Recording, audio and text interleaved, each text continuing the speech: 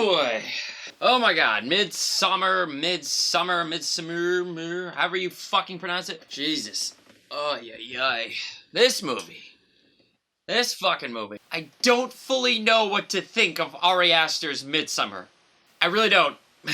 It's a slow-moving horror with very few edits, and a lot of actors playing out entire scenes from a single shot. It's filmed exactly like Hereditary, his previous film, which I did not like. But I admitted that Aster had an eye for the camera, and was certainly a visionary, and I specifically stated back then that his next movie would be the one I want to see.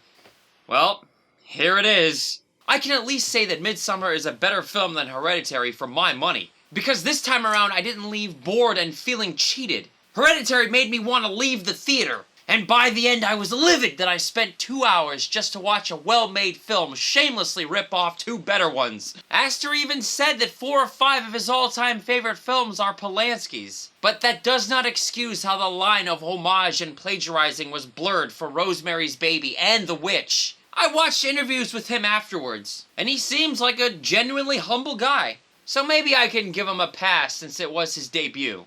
But despite how great looking it was, and the amazing lead performance by Toni Collette, I was still bored to tears, and not really scared at all. Midsommar did scare me big time in a few scenes, and the music and sound design kept my anxiety high and my interest peaked. But let's talk about the rest of it all. It opens like a folktale.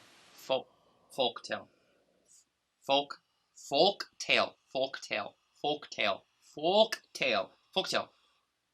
A folk tale. A folk tale. We're talking about a folk tale. Folk tale. Folk tale. Why does it sound so fucking weird? Folk tale.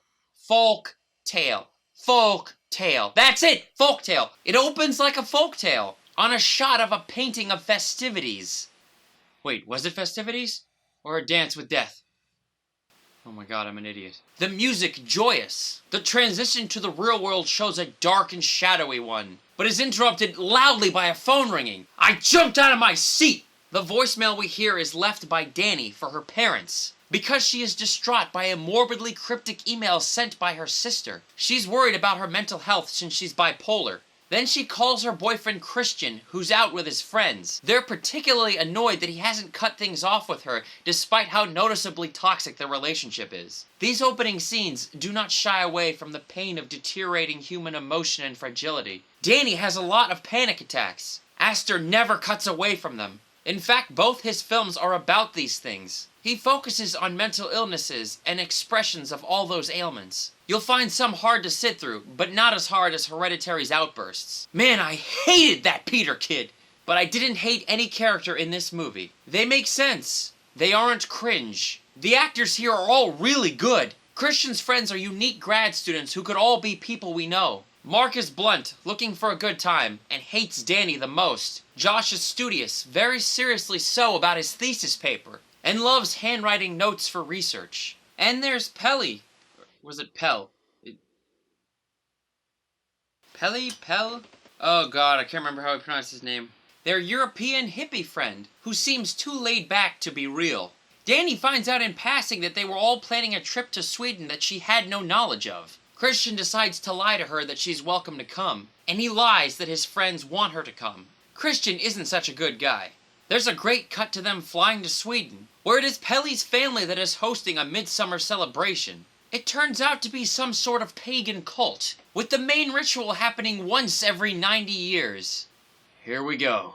The intro to this community is blissful. The shadowy lighting that has occupied most of the movie thus far has finally disappeared into the bleached out whites that we've seen in all the marketing. I thought a little bit about Dorothy entering Oz. Then the transition from black and white to color. Not quite as sudden in this movie, but it was still pretty neat, you know, I loved that shot of the camera following their car driving up, and then them getting out and meeting a lot of the people from the community just out in the grass, and you see really, it's the beginning of the end. It's the beginning of this whole celebration thing. I thought that was a really good setup. I was surprised at how deep into the movie it is before we arrive here. And I love the decision to have these brights, at times blinding lighting in a horror movie. It syncs perfectly with the deceptive peacefulness and joy the community gives off. But we all know nothing good will come of this. It wouldn't be a horror movie if it did. The visuals blur from time to time because... Oh, right. I forgot to mention everyone is on psychedelic trips. A lot. From shrooms and tainted drinks. I'm sure there's less time these people are sober than they aren't. There's a lot about culture in here. Pelly introduces his friends as Americans. The Swedish cult does not have any phones or internet, and they forbid pictures. They do everything together, and everyone seems to be on the same creepy page. And they are all happy, only upset at times when their rituals are interfered with by our American leads. This is all a contrast to the American values the film focuses on, and how miserable and separated we are. Danny doesn't stop having panic attacks, and there is so much miscommunication among relationships. Even at the beginning, Danny worries that she sends her sister 3 emails and still hasn't heard back. Who spams emails? Christian and her stay together even though everyone, including them, knows they shouldn't. He obviously doesn't know how to communicate. Then there's also the trouble of the thesis, which the movie has made clear that Josh will make his on the cult. But Christian, in a scene of total narcissism, tells him he has decided to make his thesis about the same thing, but completely his own idea.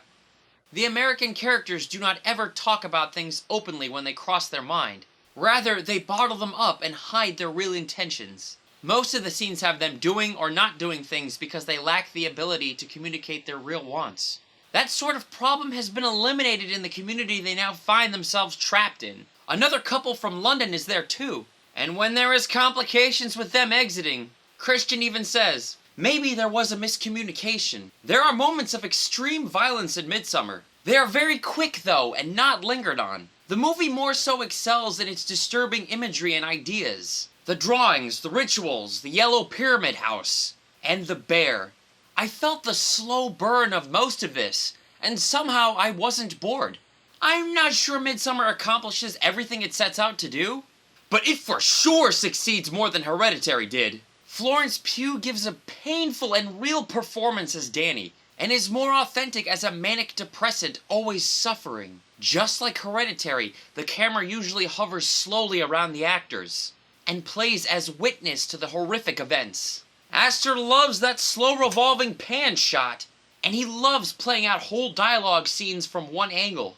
Later on, the camera moves in and out with the characters, and keeps us well versed on where we are. I never felt out of place or disoriented. The strangest thing of all is that I liked the scenes before they even get to Sweden the most. I liked this real look at tragedy. That double murder-suicide. Fuck! I liked the patient pacing. I liked that it took time with our leads before the movie even really gets going. I remembered all their names. Was it Pelly or Pell? Was it Pelly or Pell? I just saw the fucking thing! All their mannerisms. And I cared about them.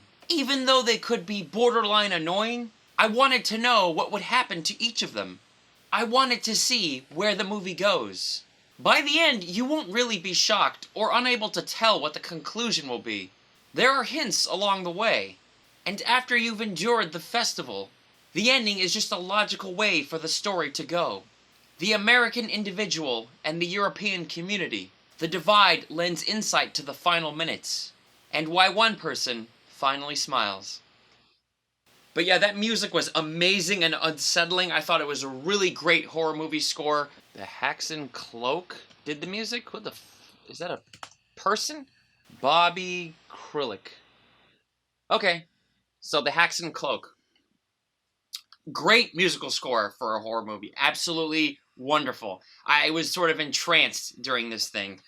It was incredible sound design too, like just like Hereditary, even though, I didn't like the movie, the sound design was amazing. And this one too, and you remember that movie, The Gift, when the Scotch tape, that jump scare fucking scared the shit out of me. In this movie, when it cut to the phone call, it's so well done that it scared me at the very beginning, and it's just on point. You can tell they really cared, and in horror, this is like, paramount that you get these kinds of things right. So, a fascinating technical achievement for sure. This movie looks amazing, it sounds amazing.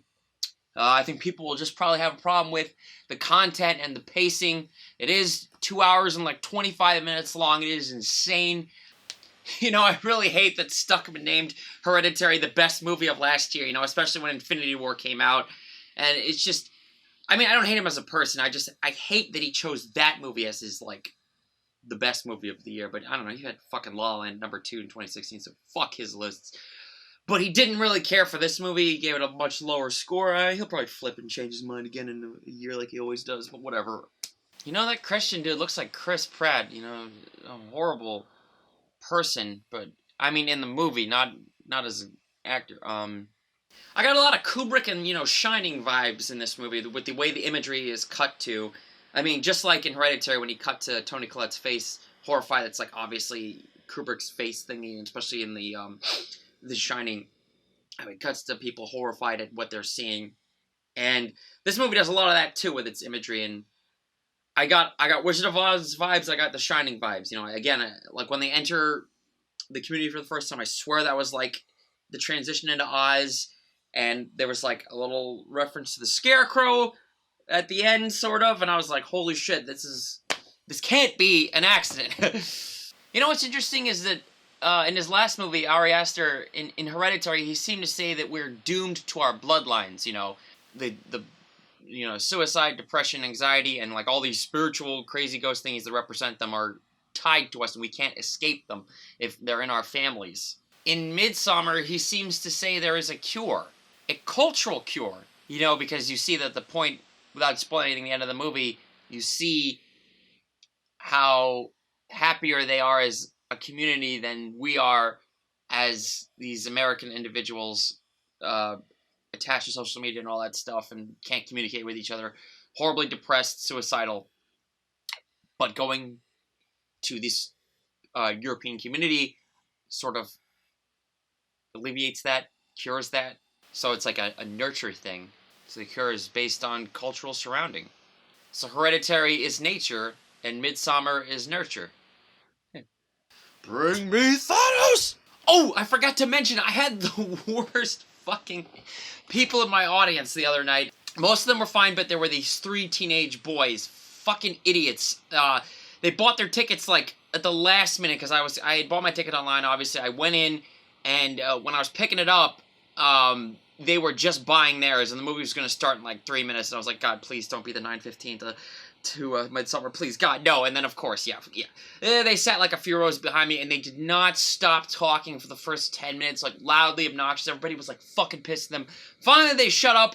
Don't know why they shut up. I didn't know if they were liking the movie or not, but they were pretty quiet after that, and 2.5 hours later, the credits roll.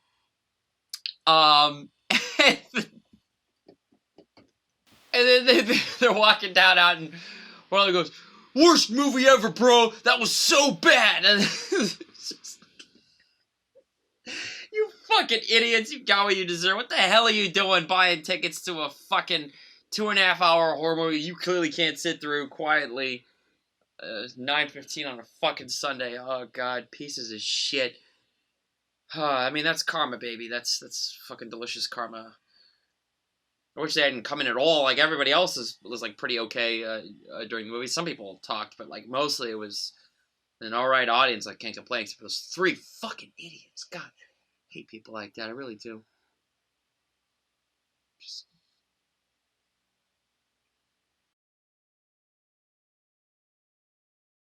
And by the end, I was livid that I spent 2 hours just to watch a well-made film shamelessly...